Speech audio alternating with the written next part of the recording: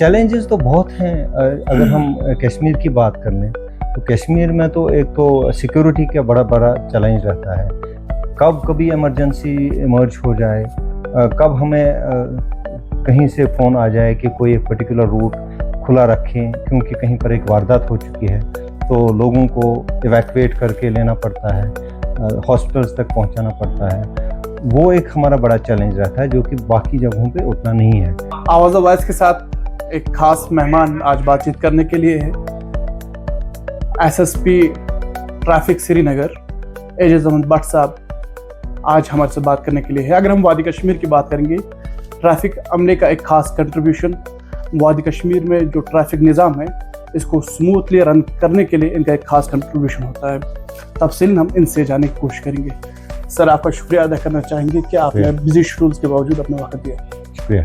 तो पहले आपसे जानने की कोशिश करेंगे, जो आपका अमला होता है सुबह सवेरे किस तरह से स्टार्ट, जो ड्रिल होती है सुबह सवेरे आप लोगों की दिन की शुरुआत कैसे होती है? हमारा एक बना हुआ है प्रोग्राम जो कि हम रोज़ उसको चेंज करते रहते हैं एज पर सिचुएशन। हो सकता है कभी दिन को कोई ज़्यादा कोई कहीं पर कोई ऐसा गवर्नमेंट फंक्शन हो या फेस्टिवल हो, उसके मुताबिक हमें वो चेंजेस करनी पड़ती हैं। ये एक कॉमन नहीं रहता है, एक ही शेड्यूल नहीं चलता रहता है। सुबह हम जो भी होते हैं, हमारा जो अमला होता है उनको हमने एक सुबह 7 बजे का टाइम दिया हुआ होता है। उनको अपना जो है अपने अपने स्पॉट दिए गए होते हैं, वहाँ वो पहुँचते हैं। वहाँ से वो अपनी जो है थ्रू हमारा जो रेडियो सेट होता है, रेडियो सेट से हमें इन्फॉर्म करते हैं कि उन्होंने अपनी जगह पे पहुँचे हैं। उसके अलावा हमने उनको आजकल के दौर में मोबाइल भी हैं, मोबाइल से जो जियो टैग्ड फोटोग्राफ भी हम उनसे लेते हैं, तो इंश्योर कि वो प्रेजेंट है अपनी जगह पे। काम जो होता है हमें अर्ली मॉर्निंग में स्टार्ट होता है और शाम को कभी पता नहीं होता है कब एंड हो जाए। तो ट्रैफिक का अमला जो है बड़ा स्ट्रेस्ड रहता है इस मामले में।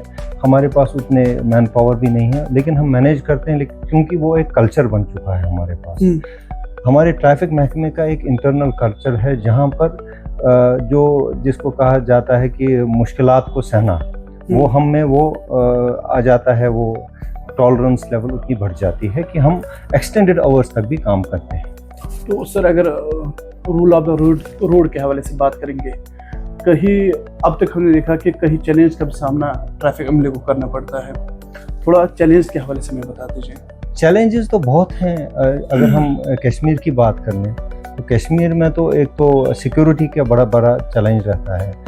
कब कभी इमरजेंसी इमर्ज हो जाए, कब हमें कहीं से फ़ोन आ जाए कि कोई एक पर्टिकुलर रूट खुला रखें क्योंकि कहीं पर एक वारदात हो चुकी है, तो लोगों को इवैक्यूएट करके लेना पड़ता है, हॉस्पिटल्स तक पहुंचाना पड़ता है।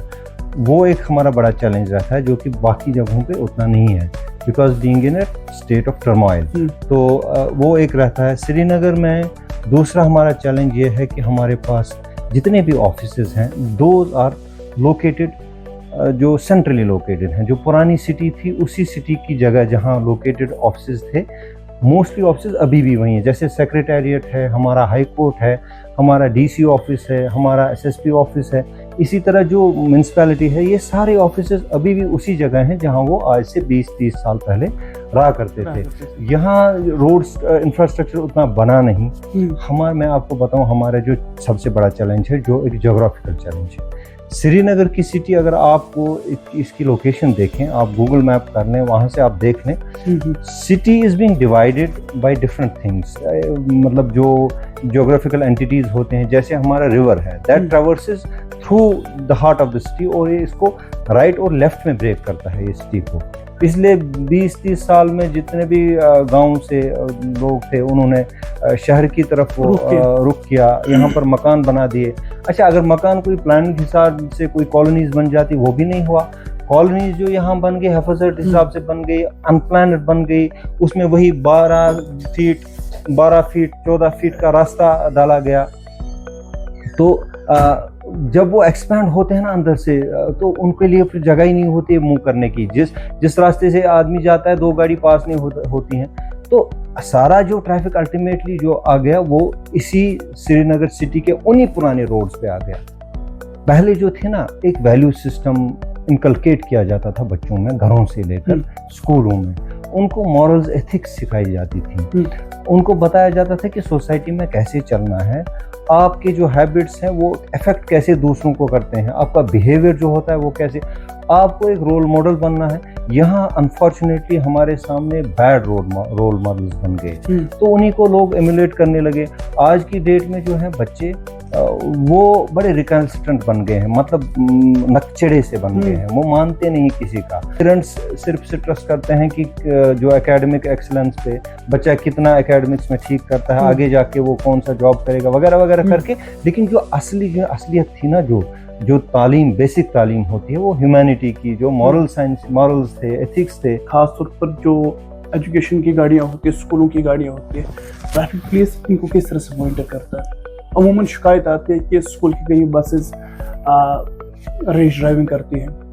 नहीं, हमारी नोटिस में जहाँ भी स्कूल की कोई गाड़ी रैश ड्राइविंग करते हुए नज़र आ जाए, हम तो उसके खिलाफ एक्शन लेंगे।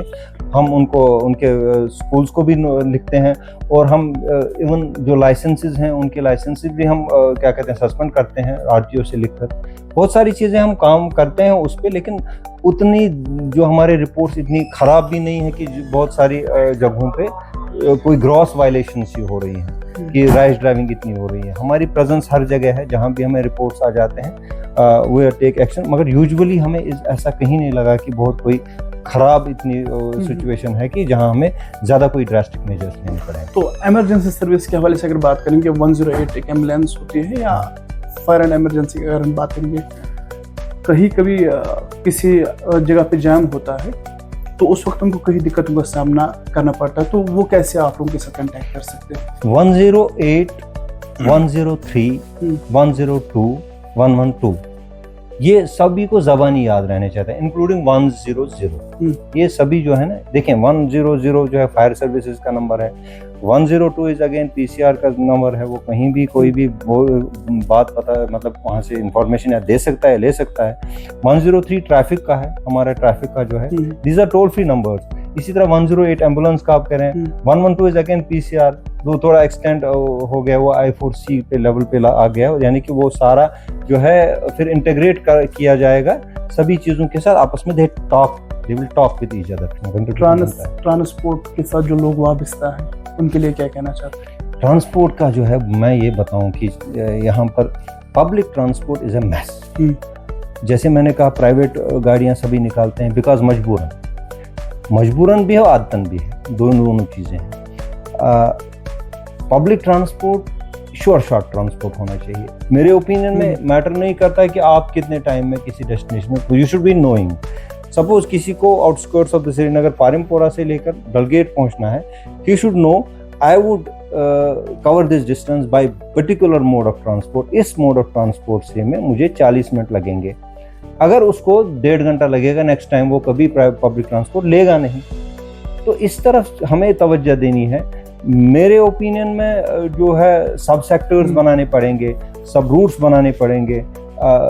हर एक रूट पे हर कोई चल रहा है, बड़ी बस भी उसी रूट पे चल रही है, मिनी बस भी उसी रूट पे चल रही है, ऑटो रिक्शाज भी उसी रूट पे चल रहे हैं। We have to stagger it. हमें इनको चेंज करना पड़ेगा, हमें रूट डिस्ट्रीब्यूशन करना पड़ेगा, तब जाके पब्लिक ट्रांसपोर्ट बनेगा और लोगों में एतमाद आएगा।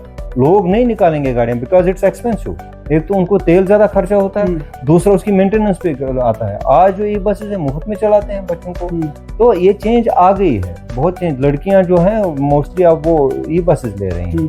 तो आहिस्ता आहिस्ता हमें अब अलबत्ता ये रूट्स हमें डिटरमाइन करने हैं कि ज़्यादा प्रेशर भी नहीं बढ़ना चाहते और चाहिए कि टाइम कंज्यूमिंग हो। फिर तो लोग नफरत ही करेंगे ना इस पब्लिक ट्रांसपोर्ट से। Public transport has to be time specific, वो हमें इंश्योर करना पड़ेगा। शुक्रिया सर, आवाज़ के साथ बात करने के लिए। Thank you.